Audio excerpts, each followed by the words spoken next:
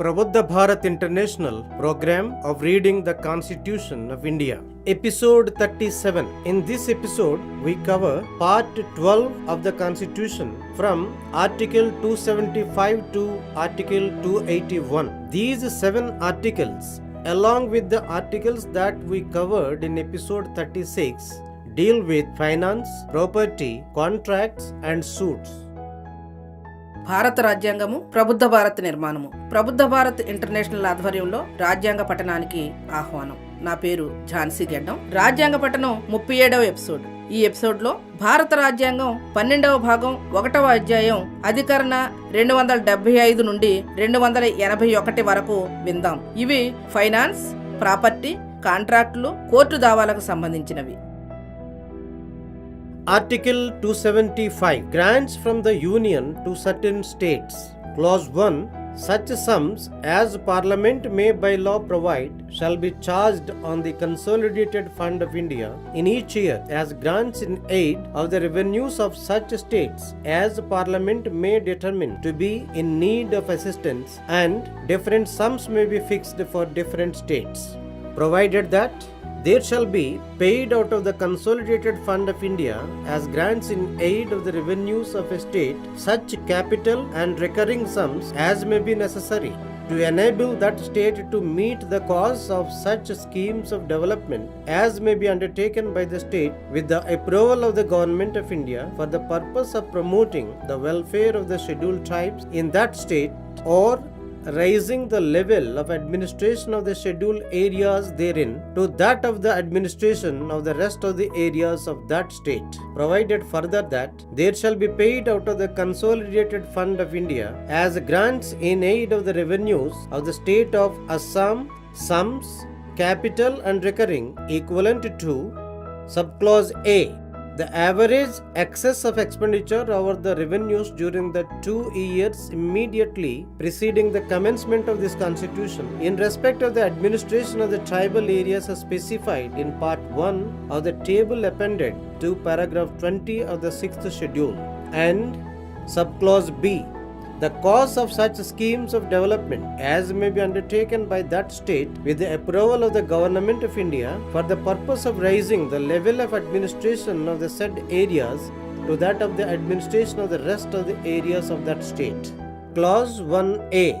On and from the formation of the autonomous state under Article 244A, 1. Any sums payable under Clause A of the second proviso to Clause 1 shall, if the autonomous state comprises all the tribal areas referred to therein, be paid to the autonomous state, and if the autonomous state comprises only some of those tribal areas, be apportioned between the state of Assam and the autonomous state as the President may by order specify. 2. There shall be paid out of the Consolidated Fund of India as grants in aid of the revenues of the autonomous state sums, capital and recurring equivalent to the costs of such schemes of development as may be undertaken by the autonomous state with the approval of the Government of India for the purpose of raising the level of administration of that state to that of the administration of the rest of the state of Assam. Clause 2.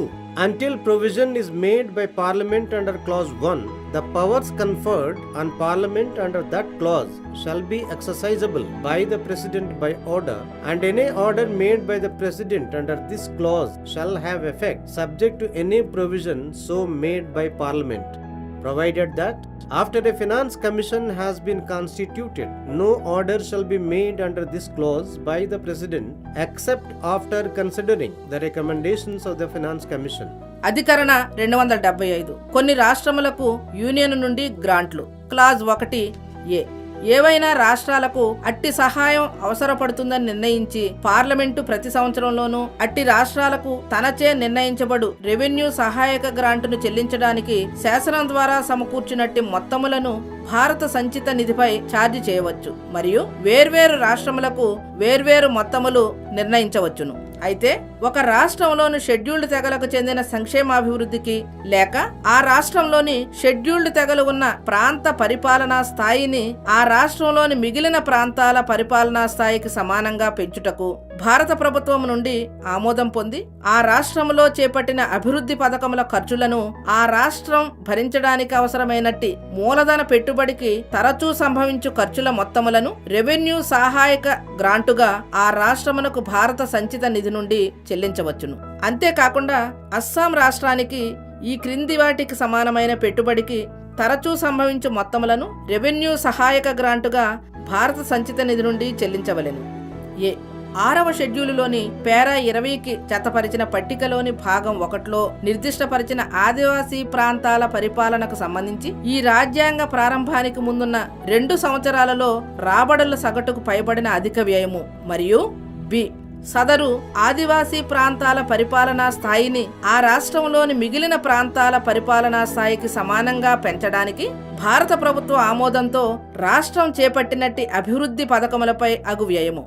Clause 1A అధికరణ 244A క్రింద స్వయం ప్రతిపత్తి గల రాష్ట్రంగా ఏర్పడిన తేదీన మరియు ఆ తేదీ నుండి 1 ఆ స్వయం ప్రతిపత్తి గల రాష్ట్రం అందులో పేర్కొనిన ఆదివాసీ ప్రాంతాలన్నింటితో కూడి ఉన్నట్లయితే నిబంధన 1కి గల 2వ మినహాయింపు యొక్క నిబంధన ఏ క్రింద చెల్లించదగిన ఏవైనా నగదులను ఆ స్వయం ప్రతిపత్తి గల రాష్ట్రానికి చెల్లించవలెను. ఒకవేళ ఆ స్వయం ప్రతిపత్తి గల రాష్ట్రం కొన్ని ఆదివాసీ ప్రాంతాలతో కూడి ఉన్నట్లయితే ఆ మొత్తాలను అస్సాం రాష్ట్రానికి మరియు ఆ స్వయం ప్రతిపత్తి గల రాష్ట్రానికి మధ్య దేశాధ్యక్షుని ఉత్తర్వు ద్వారా నిర్దేశించినట్టి రీతిలో పంచవలెను.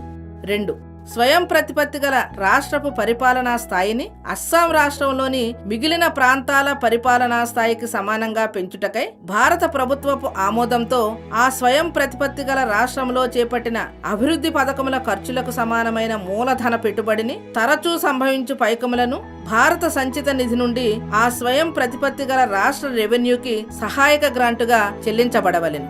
క్లాజ్ 2 నిబంధన 1 క్రింద పార్లమెంటు నిబంధనలు చేయనంత వరకు ఆ నిబంధన క్రింద పార్లమెంటుకు ఇవ్వబడిన అధికారములను దేశాధ్యక్షులు ఉత్తర్వు ద్వారా వినియోగిస్తారు. ఈ నిబంధన క్రింద దేశాధ్యక్షులు చేసిన ఏదేని ఉత్తర్వు పార్లమెంటులో చేయు నిబంధనలకు లోబడి అమలవును. అయితే ఒక ఆర్థిక సంఘము ఏర్పాటు చేయబడిన తరువాత ఆర్థిక సంఘము చేసిన సిఫార్సులను పరిశీలించిన తరువాత తప్ప దేశాధ్యక్షులు ఈ నిబంధన క్రింద ఎట్టి ఉత్తర్వు చేయరాదు. Article 276 Taxes and Professions, Trades, Callings and Employments.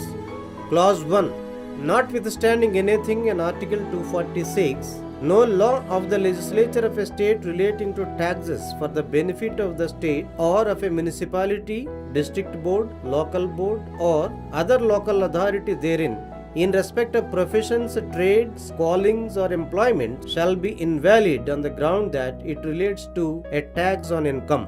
Clause 2 The total amount payable in respect of any one person to the state or to any one municipality, district board, local board or other local authority in the state by way of taxes on professions, trade, callings and employment shall not exceed 2,500 rupees per annum.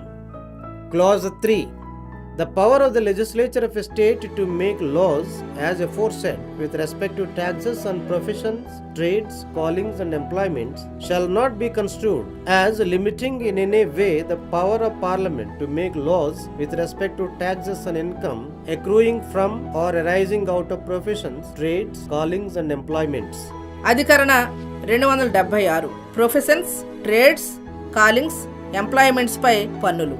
Clause 1 అధికరణ 243లో దేనితోనూ నిమిత్తం లేకుండా ఒక రాష్ట్రానికి లేదా మున్సిపాలిటీకి, జిల్లా బోర్డుకు, స్థానిక బోర్డుకు లేదా ఇతర ఏదేని స్థానిక అధికార సంస్థకు ప్రయోజనం చేకూర్చుటకై ప్రొఫెషన్స్, ట్రేడ్స్, కాలింగ్స్, ఎంప్లాయ్మెంట్స్ పై పన్ను విధిస్తూ రాష్ట్ర శాసన వ్యవస్థ చేసిన శాసనం అది ఆదాయంపై పన్ను విధించుచున్నదను కారణం వలన చెల్లుబడి కానిదిగా అవదు. క్లాజ్ 2 ఎవరేని వ్యక్తి రాష్ట్రమునకు లేదా ఆ రాష్ట్రంలోని ఏదేని మున్సిపాలిటీకి, జిల్లా బోర్డుకు, స్థానిక బోర్డుకు లేదా ఇతర స్థానిక అధికార సంస్థకు ప్రొఫెషన్స్, ట్రేడ్స్, కాలింగ్స్, ఎంప్లాయ్మెంట్స్ పై చెల్లించు మొత్తం పన్ను ఏడాదికి 2,500 రూపాయలకు మించరాదు. క్లాజ్ 3 ఈ ముందు చెప్పినట్లు ప్రొఫెషన్స్, ట్రేడ్స్, కాలింగ్స్, ఎంప్లాయ్మెంట్స్ పై పన్ను విధించుటకు సంబంధించి శాసనం చేయుటకు రాష్ట్ర శాసన వ్యవస్థకు గల అధికారము ప్రొఫెషన్స్, ట్రేడ్స్, కాలింగ్స్, ఎంప్లాయ్మెంట్స్ నుండి లేదా వాటిపై వచ్చే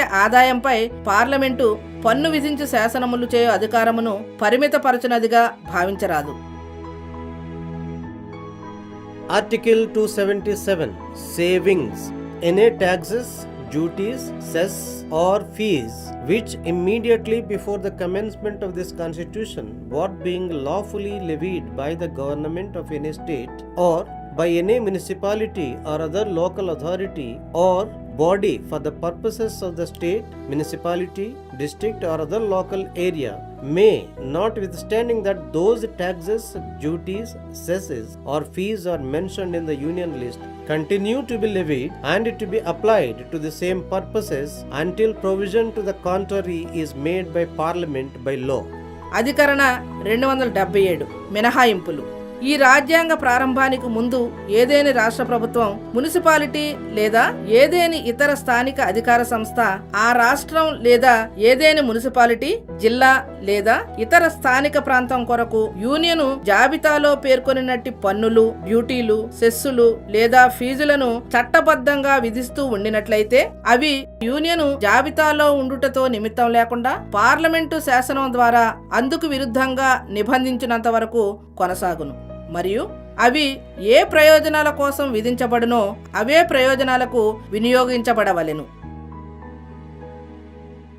Article 278 Agreement with states in Part B of the first schedule with regard to certain financial matters. This article was omitted by the Constitution's 7th Amendment Act 1956. అధికరణ 278 కొన్ని ఆర్థిక విషయములకు సంబంధించి మొదటి షెడ్యూలుకు గల భాగం బిలోని రాష్ట్రాలతో ఒప్పందం. ఇది రాజ్యాంగం 7వ సవరణ చట్టం 1956 ద్వారా తొలగించబడింది. Article 279 Calculation of net proceeds etc.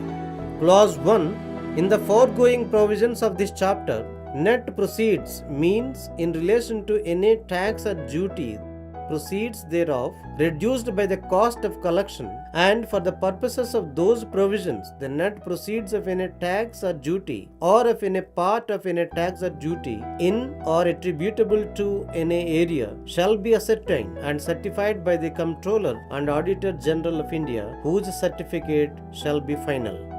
Clause 2 Subject as aforesaid and to any other express provision of this chapter, a law made by Parliament or an order of the President may, in any case where under this part the proceeds of any duty or tax are or may be assigned to any state, provide for the manner in which the proceeds are to be calculated, for the time from or at which and the manner in which any payments are to be made, for the making of adjustments between one financial year and another, and for any other incidental or ancillary matters.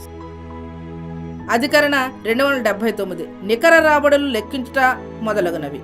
Clause 1 ఈ అధ్యాయంలోని ముందున్న నిబంధనలలో నికర రాబడి అనగా ఏదేని పన్ను లేదా సుంకము విషయంలో దాని వసూలుకైన ఖర్చు పోగా మిగిలిన రాబడి అని అర్థము. ఆ నిబంధనల నిమిత్తం ఏదేని ప్రాంతంలో లేదా ఆ ప్రాంతానికి ఆపాదించదగిన ఏదేని పన్ను లేదా సుంకము లేదా ఏదైనా పన్ను లేదా సుంకములో ఏదైనా భాగపు నికర రాబడులు భారత కంట్రోలర్ ఆడిటర్ జనరల్చే సేకరించబడి ధృవీకరించబడును. ఈ ధృవీకరణలో సదరు అధికారిదే అంతిమ నిర్ణయము.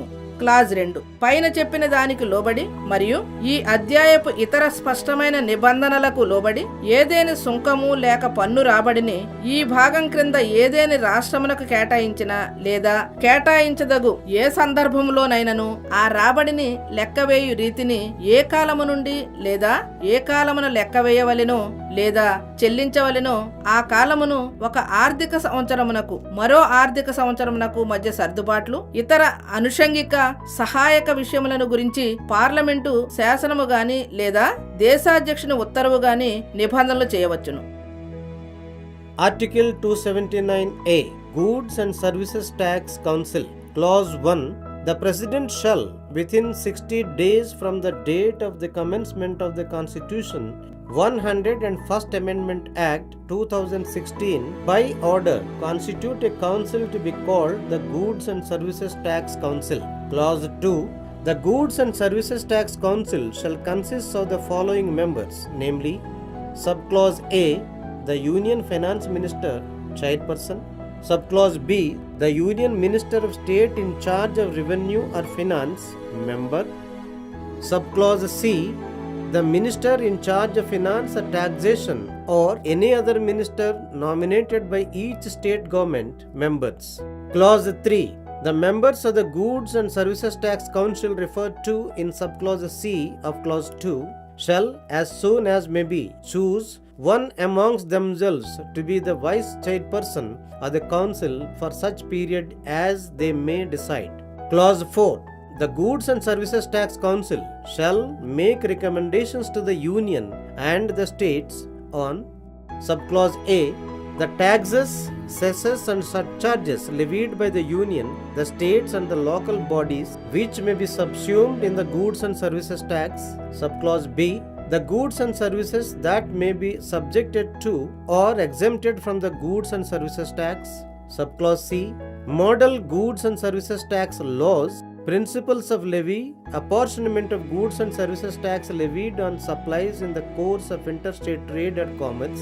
Subclause C, model goods and services tax laws, principles of levy, apportionment of goods and services tax levied on supplies in the course of interstate trade or commerce under Article 269A, and the principles that govern the place of supply. Subclause D, the threshold limit of turnover below which goods and services may be exempted from goods and services tax.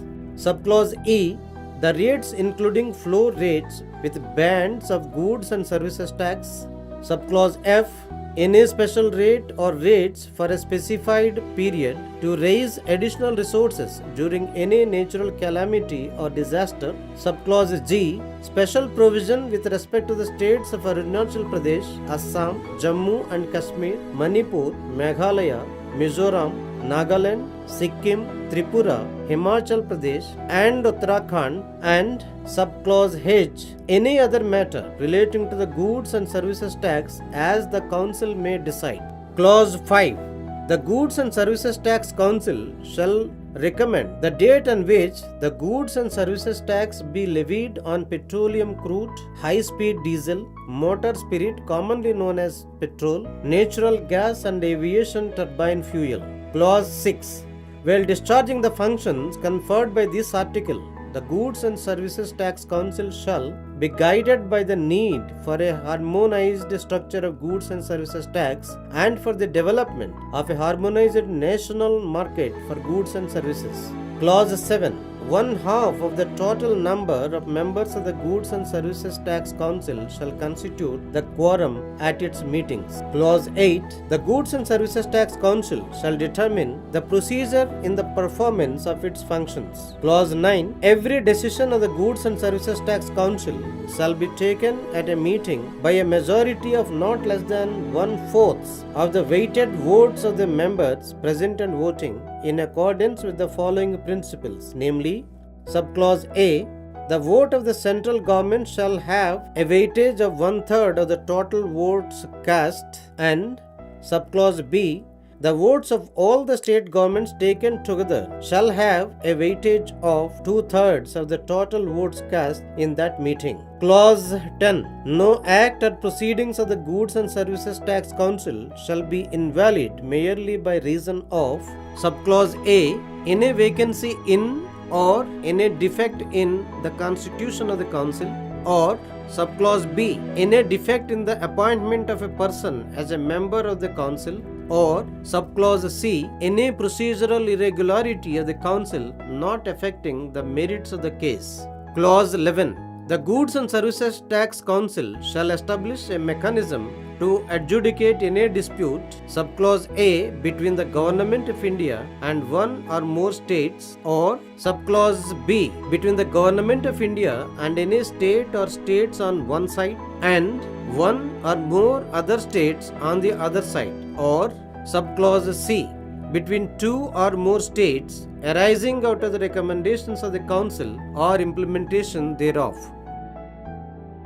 అధికరణ 279 సరుకుల సేవల పన్ను మండలి. Clause 1 రాజ్యాంగం 101వ సవరణ చట్టము 2016 ప్రారంభ తేదీ నుండి 60 రోజులలో దేశాధ్యక్షుడు ఉత్తర్వు ద్వారా సరుకుల సేవల పన్ను కౌన్సిల్ గా పిలువబడు కౌన్సిల్ ను ఏర్పాటు చేయును. క్లాజ్ 2 సరుకుల సేవల పన్ను కౌన్సిల్లో ఏ యూనియన్ ఆర్థిక మంత్రి చైర్పర్సన్ గా, బి యూనియన్ ఆర్థిక లేదా రెవెన్యూ సహాయ మంత్రి సభ్యుడుగా, సి ప్రతి రాష్ట్ర ప్రభుత్వముచే నియమించబడిన ఆర్థిక లేదా పన్నుల లేదా ఇతర మంత్రులు సభ్యులుగా ఉంటారు. క్లాజ్ 3 నిబంధన 2లోని ఉప నిబంధన సిలో ప్రస్తావించబడిన సరుకుల సేవల పన్ను కౌన్సిల్ యొక్క సభ్యులు వారు నిర్ణయించు కాలానికి వీలైనంత త్వరితముగా తమలో ఒకరిని ఉప చైర్పర్సన్ గా ఎన్నుకోవలెను. క్లాజ్ 4 యూనియను రాష్ట్రములకు సరుకుల సేవల పన్ను కౌన్సిల్ ఈ అంశములపై సిఫారసులు చేయును.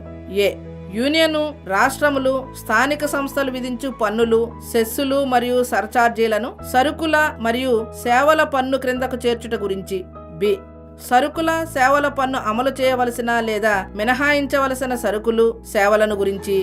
సి సరుకుల సేవల పన్ను శాసనముల నమూనాలు, విధింపు సూత్రములు, అంతర్రాష్ట్ర వ్యాపార లేదా వాణిజ్య లావాదేవీలలో సరుకుల సేవల సరఫరాపై విధించిన పన్నును విభజించుట మరియు సరఫరా స్థలమునకు సంబంధించి సూత్రములను గురించి. డి సరుకులు సేవల పన్ను నుండి మినహాయింపు కొరకు సరుకులు మరియు సేవల టర్నోవర్ పరిమితి గురించి. ఈ ఫ్లోర్ రేట్లతో కూడిన రేట్లు సహా సరుకులు సేవల పన్నుల పరిమితులను గురించి. ఎఫ్ ప్రకృతి విపత్తు లేదా విధ్వంసం సమయంలో అదనపు వనరులను సమకూర్చుటకు కాలావధిని, ప్రత్యేక రేటు లేదా రేట్లను గురించి.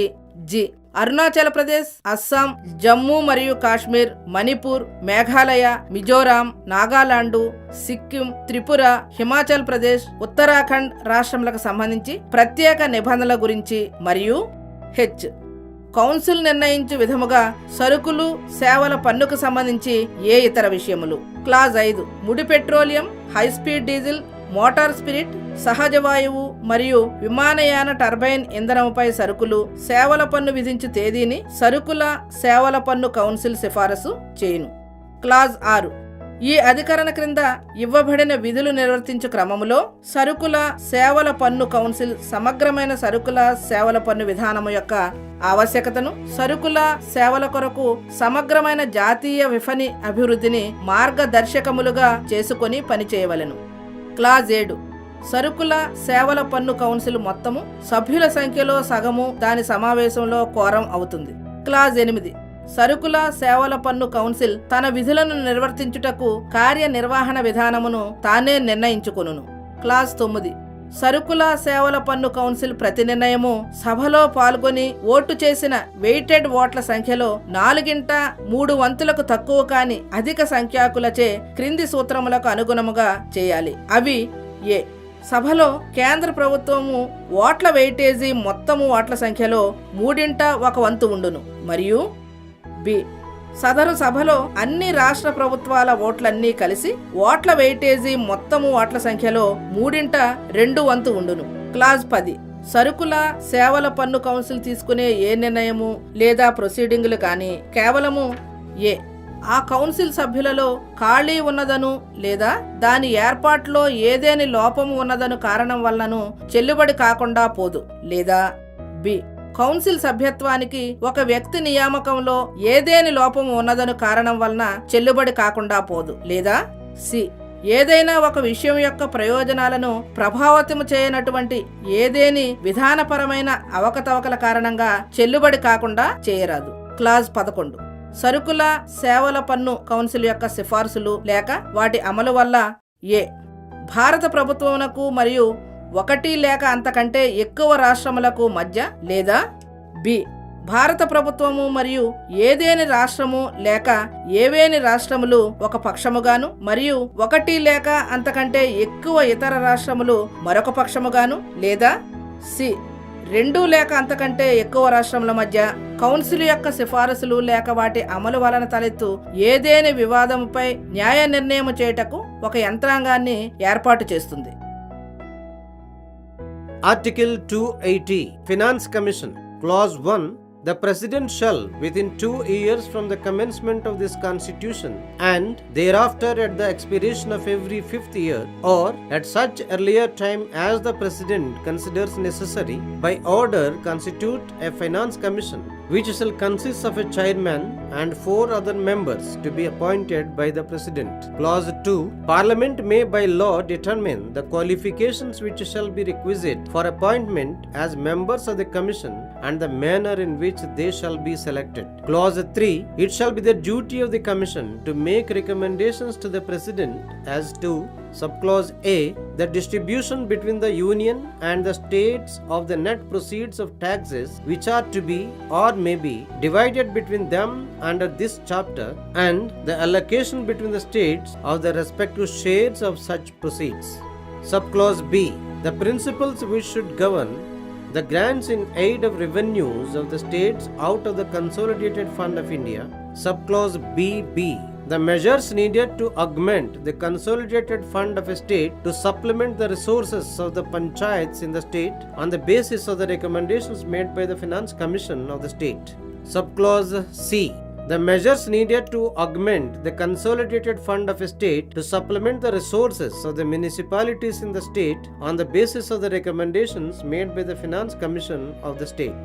Subclause D any other matter referred to the Commission by the President in the interest of sound finance.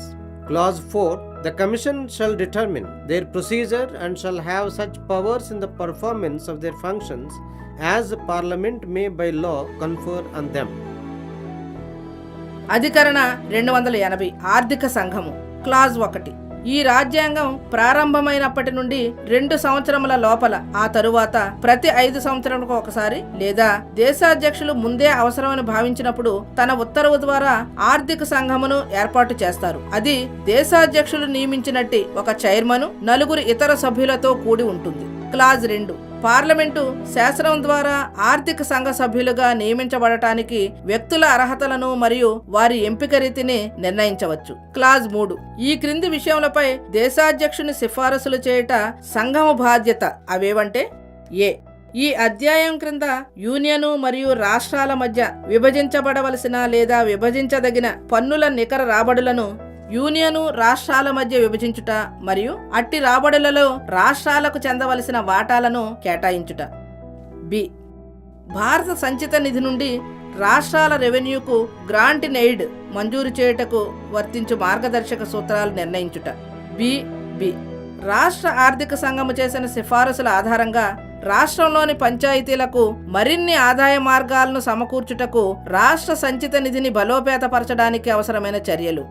C రాష్ట్ర ఆర్థిక సంఘము చేసిన సిఫారసుల ఆధారంగా రాష్ట్రంలోని మున్సిపాలిటీలకు మరిన్ని ఆదాయ మార్గాలు సమకూర్చుటకు రాష్ట్ర సంచిత నిధిని బలోపేతపరచడానికి అవసరమైన చర్యలు.